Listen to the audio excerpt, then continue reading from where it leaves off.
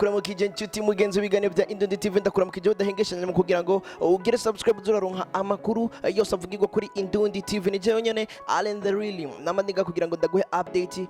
Narakubwiye ntuzosubira kunkumbura, narakubwiye ubungiye kuzana ibintu bishasha bigezweho, impano zinyegeje, abantu bafise impano bazi kuririmba bimwe bishimishije ariko batariko baraja ahabona. Nkuko bisanzwe nakuzaniye umusore umwe yanditse indirimbo iraba hit, indirimbo benshi ntibigeze bamenya ngo ninde, benshi ntibigeze bamenya ngo n'umurundi, harabambwiye ngo n'umunyarwanda, harabambwira ati umengo ni naka, ariko nakuzaniye uno musore akwidondore mbega yatanguye muziki ryari, igipfuza support imeze gutiva kuri wewe Allen the Really, the subscribe agakingeri karinga kugira ngo nce ngaruka. Honda gukunda kandi nawe rankunda twese turakundana turi bamwe. Honda gukunda kandi nawe rankunda twese turakundana turi bamwe. Yeah.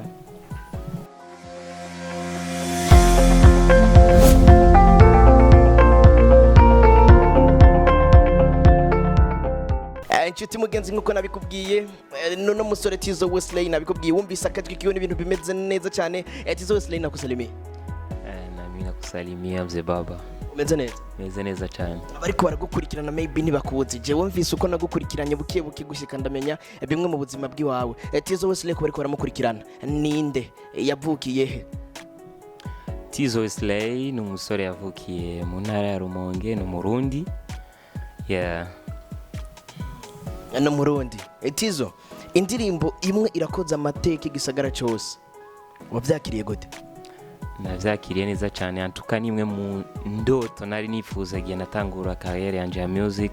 Rero kubona ashobora gukora ikintu kigakundwa n'abantu benshi, donc byarampaye ishaka n'ingoga byo gukora.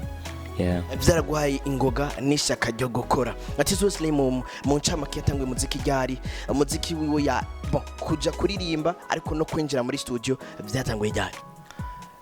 Je mu bisanzwe vuga nkiri muto cyane narakunda ibintu byo kuririmba, uretse ko gusa bivaye n'imiryango tubamwo, nuko ubukira umwana utararonka liberté muhira byaragora kugira ngo ashobore kuja muri studio canke nerekane yuko nkunda ibintu byo kuririmba cyane. Ariko novuga nagiye kwinjira muri studio hari muri 2017, mu mpera za 2017. Ya niho ninjira muri studio. Ya novuga natanguye gukorera muri Agap Record nkorewe na Clovis Pro. Yeah.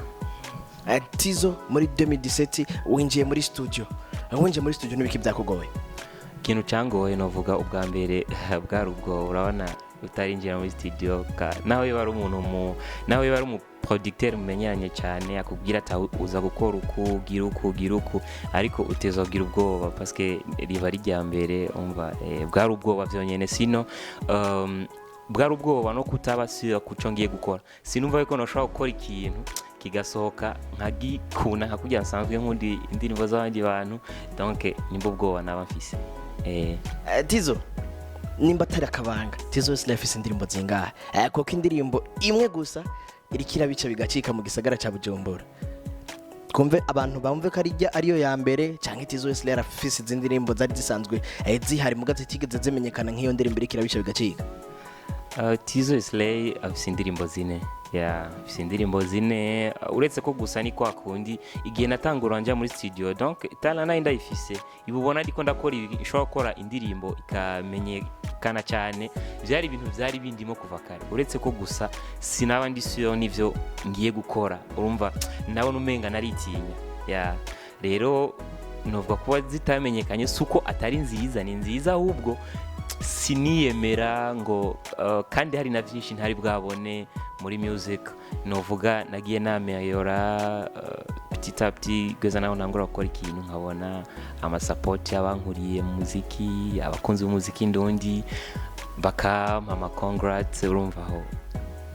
Iyo mvuze ngo umwana afise canke mvuze umwana so kuvuga ko mvuze umwana akiri muto ariko ari muto muri kano gakino canke industry bivana nuko bayita bamwe na bamwe bayita gutandukanye Tizo hari ahantu haryohera abantu cyane muri rya ndirimbo yawe turakundana uharirimba maybe ngira wumvise ragengishika ngaka rero naye kandaririmba kugira ngo n'umuntu yumve koko kufise impano ahubwo ifatire wowe ukunda he waje nk'umutaka mu mvura nyishinyagiwe okay ndumva urashobora no kumufasha kose waje nk'umutaka mu mvura nyishinyagiwe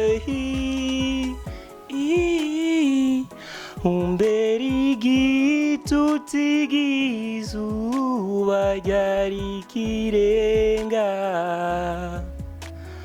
waje nk'ubushuhe mu mbeho igikonyozi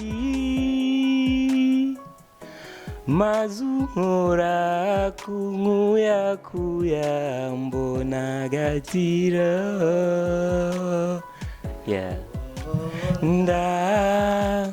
ndagukunda kandi nawo rankunda twese turakundana turi bamwe yes nkuko byumvise ngo turakundana kandi turi bamwe ni Tizo Wesley Tizo kubgawe wifuza yuko umukunzi w'umuziki Burundi cyangwa uri karagukurikirana yo guha support imeze gute kuko bamwe bavuga ati tuhamaturi muri babandi kuri Indundi TV mwamwe tuzana ibya Fizzo Sadbi Fabilove Big Fizzo turakeneye izindi mpano nshasha kubwo uri karagukurikirana wipfutse ka kwakira gute kanatsinda kusanzwe ufise n'imboga ngurukana umenye umuntu ashobora kugusangako na cyane cyane urubuga rwa YouTube kuko si benshi batangura na YouTube wipfutse ko umuntu agwa support imeze gute icyo no saba abakunzi b'umuziki Indundi abakunzi b'aba artiste bose simvuga ngo abakunzi banje gusa nuko ubwa mbere ba following bonkurikirana kuri platform sinzi ma Instagram, Facebook,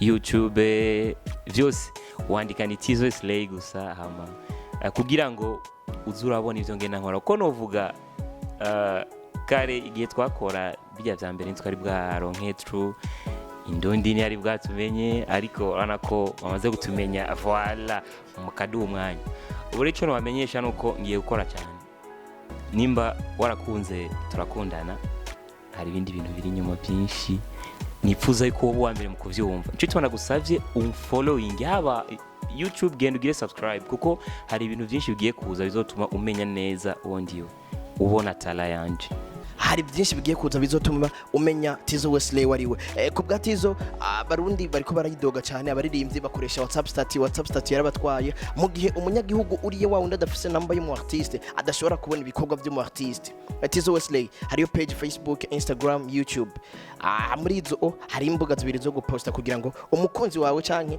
bakeyi babone ibyawe babona agaciro baha ukoresha imbuga zawe kangahe kondo Burundian uvuga misi yose mbandi update kabisa nta musi norara ntagiye kuri Instagram sinishobora kurara ntagiye kuri Facebook antuka ngwaye uraza amagara nayo sikundi kunakora sinomeze fresh nkomeye nta musi numwe kandi ikintu cya mbere nitaho ndakunda kwishura message z'umufani umufani yanyandikiye simba ndamuzijeyo ariko we abanzi cyane ndamuha valeur sinshobora kureka kumwishura nabonye message yiyo kora post kangahe mondo ya post biravana na mood mba ndimo ndashobora no gukora ku munsi ako bivana na mood mba no munsi ku rubuga rwa Instagram ya Tizo Wesley post iriko ni ya itariki zingahe post iriko c'était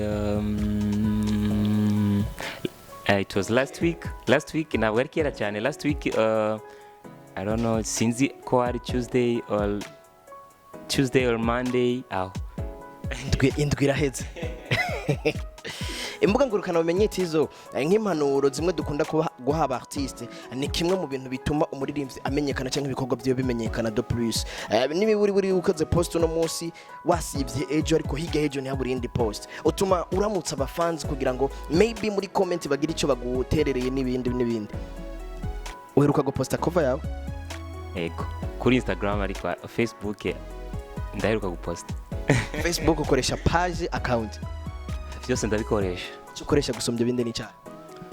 novuga nari maze iminsi nkoresha cyane account ariko nashaka cyane gukoresha page nuko gusa page naba followers benshi cyane ndaronka, that's why kuko harabo mfise muri account batara likinga page yanje, donc ndatinya ko shobora gupostinga ino kandi abari kintu uvuga ati nkeneye kwishika kure then nagipostinga kuri page mo atara likinga ngo areke ukibona, donc nco bituma kenshi nkunda gupostinga habiri, ndapostinga ino nka partage ino canke nka postinga hose umva ça dépend. Nakwibira akabanga bariya ntavyo bomva, ukoze post kuri account no kuri page ntibajako. Bakunzi ba Indundi TV, nibaza yuko atabanga mwese mwe turakundana nkuko indirimbo ya Tizo Slay bivuga, ariko ni byiza cyane yuko tuza turatereranira simbira ku mbuga za Tizo Slay kugira ngo ukore like kuri page yiwe kugira ngo uzura kurikirana ibikorwa byiwe, ariko nk'umuvukanyi nipfuza ko atera imbere kuko impano afise ndayizi, nipfuza ko nawe uyimenya yoza arakora cyane post kuri page kugira ngo abanze yibagiza abantu account, binashobotse ifudike account canke hindurwe izina kugira ngo bamenyere page. Instagram ni byiza cyane ukora post cyane, followers baragwira. Subscribe kuri channel yiwe ya YouTube, afisa n'akarimbo gashasha nipfuza ko nyene yo babwira akanatubwira message yo birimo abantu tukakitega gute. Yes, novuga nishuye kucwareje kumbwira, donc jewe muri carrière yanje mba nkeneye umuntu agenda ampanura, nico gitumye ngeraha ndakunda gusaba cyane impanuro ko nkwiye gukora. Atuka mwe mwaradutanguriye murazi koma umuntu ashobora kuyibrandinga agashika kuri level aba yifuza kwashikako. So novuga kuri ico merci beaucoup. Ku bantu mwari mumenyereye nkora post kuri account munyibagire gato, bye bye fo muje kuri page mukore like ni Tizo Slay, biroroshe kugira ngo muze muraronka bishasha mube update sivyo. Novuga indirimbo igiye gukurikira turakundana, novuga titre yayo naramaze gusora cover coming soon yitwa tubigaragaze. Donc ni indirimbo ntaravuga byinshi, ni indirimbo ndisira neza ko igiye kushira ku indi level, igiye kunkura hahandi turakundana yari kwinshire ku indi level kabisa, kuko ni indirimbo novuga bon ego irevre nivyo aba artiste yo dufite indirimbo muri studio uravuga ati indirimbo ni nziza, abantu batarayumva ko abantu nabo bafite kundi kuntu bakira ikintu, umuntu wese afise les goûts sont partagés, ariko ndabivuze kuko hari abantu basanzwe badukuriye muri music kandi abantu nahanuje kuva kare bataraba hypocrite, bamaze kuyumviriza, harimo aba producteurs babizi cyane, aba artiste badukuriye bamaze kuyumviriza baravuga ati brother ni wihute cyane, iyi ndirimbo vraiment atari ibindi bintu bibaye, indirimbo irakaze tezwa gushira ku yindi step, ahubwo teguza abafanzi b'umuziki ndundi bayitege, kuko iyi ni indirimbo udashobora kuraba, udashobora kugira ubwoba. Uwo mu artiste yabimbiye no mu artiste akomeye yaravuze ati naje naho nosohora ntuzwira ubwoba ngo nasohoye, uko iyi ndirimbo naje numva yuko irankozeko gusa sinshobora kumuvuga. Novuga wambajije kijanye na message irimo, novuga igituma iyo ndirimbo ari nziza cyane hanini novuga ni kuri message. Turetse melody murazi nivyo vyanje, ivyo melody ya bien, kanu koroshe sinzi tuntu cyobona hari utuntu peniere abari korakora. So novuga sije yayo ni sije vraiment nawo burinde utezokunda ko icambere novuga je mu kwandirimbo kenshi ndaba ubuzima tubayemo, donc kenshi nandika ama true story, naho tabari true story kuri jewe, ariko nandika true story ku bantu bose ko inkundo turazibamwo kandi turazibona, nimba to ari true story yanje hariho true story yawe, hariho true story yundi. Donc iyo ndirimbo imeze gute? Umva titre ni tubigaragaze. Tugaragaza ibiki? Ivyaturambiye, donc ikintu cyakurambiye urashaka kigaragaza, donc urashaka kumarana ikintu umutima uvumenga kiriko kirakubabaza sinzi, ukavuga ati bon ikintu reka ndakigaragaze. Donc iyo ndirimbo ivuga kuri couple zibiri, ni kuvuga iyo ndirimbo ivuga abantu bane, couple zibiri. Couple ya mbere umuhungu ni hagaciro girlfriend wiwe, couple ya kabiri umukobwa ntabwo yahagaciro boyfriend wiwe. ariko izo couple zose ko ari zibiri bose barazinanye n'abagenzi sawa. Hanyuma ya couple ya mbere umwe adahabwa agaciro, ni kuvuga muri couple ya mbere udahabwa agaciro n'umukobwa, couple ya kabiri udahabwa agaciro n'umuhungu. Babantu bose umwe adahabwa agaciro hariya n'udahabwa agaciro ino n'abagenzi urumva bari barazinanye. Yes, situation donc umwe azi situation yiwe undi azi situation, ntabwo umwe azi ngo ujya ngo muri couple yiyo ngo nango baramufata oya. Rero muri ico gihe kwisi bagenda uraza umuntu muri muzinanye muraganira kwa babantu babiri bose bafashwe nabi muri love baca barahura. Kuravyumva bamaze guhura donc umva wa undi mu rukundo arimo nafashwe neza, ariko asotse hanze agiye kubonana na undi hari adafashwe neza akabona aramwitaho sinzi donc mugasanga mwisanze amukorera icuri atamukorera.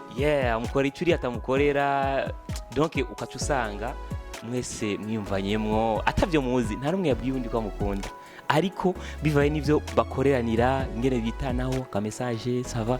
Umva donc hamwe wisanga ibintu vyakugiyemwo donc novuga nuko bimeze uko igenda ngo mu majambo make ko nagize amahirwe nkaronka akakanya ndashobora kuvuga hamwe mu majambo gira ngo ndabategure neza bumve indirimbo ija. So novuga ubwa mbere je n'uwo mukobwa twahuriye misi imwe, iyo si ni yahe ni si y'urukundo, ni muri monde ya love. Twayuriyemo gute? Ntabwo je nabiteguye ngo tuyihuriremo oya, twese twavyisanzemo kuko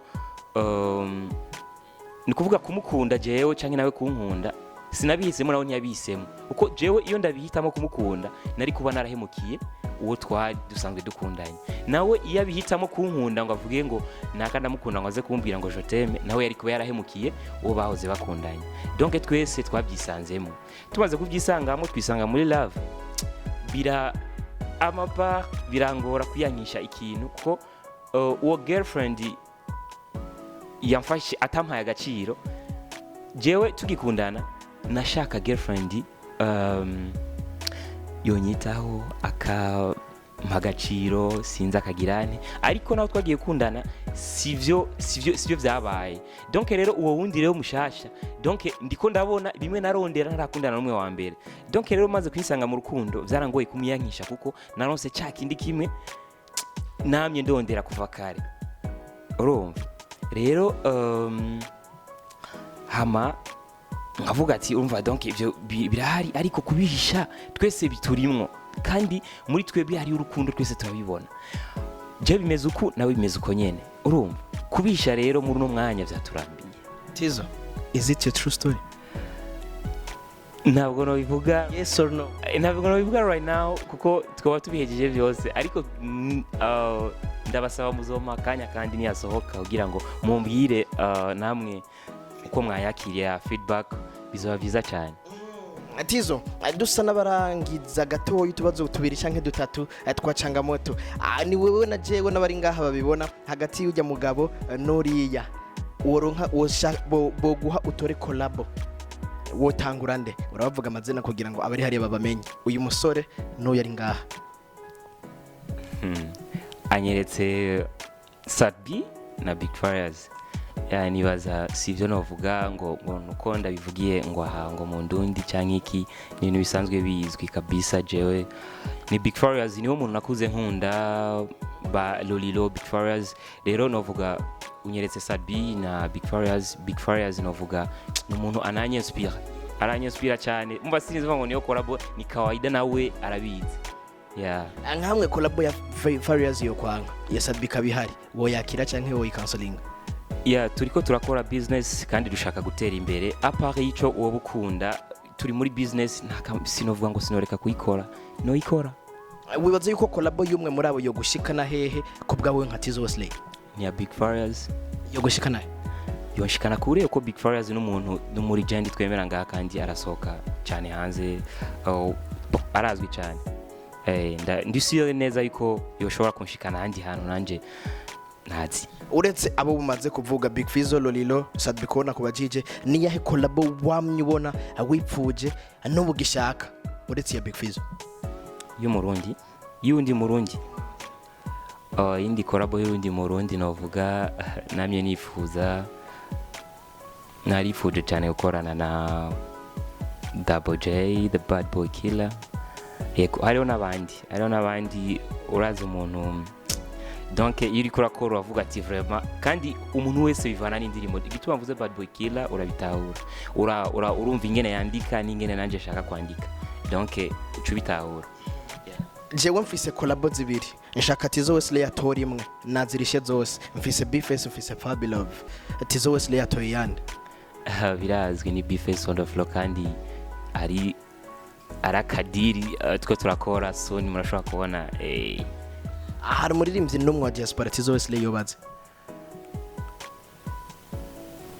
no kuvuga abaririmbyi b'abarundi baba hanze y'igihugu aba hanze y'igihugu novuga bariyo babayo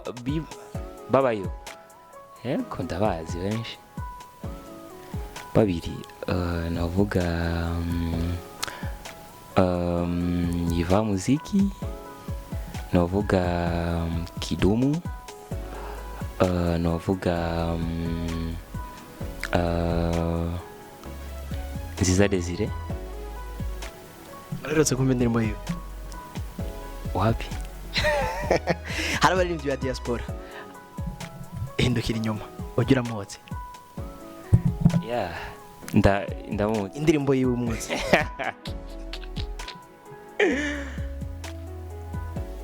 oya ntabwo ariko uramaze kumva indirimbo ziko namaze kuzumva ariko ntabwo ndamwitaho cyane donc nanyenteresa ku buryo no umufollowing atiko umuntu usanga ashobora kuri iyi indirimbo yiwe aba ari umuntu nkurikirana cyane aba ari umuntu usanga ndi hafi akora igikorwa hamuye umugabo yo ndamuzi ndamubona yitwa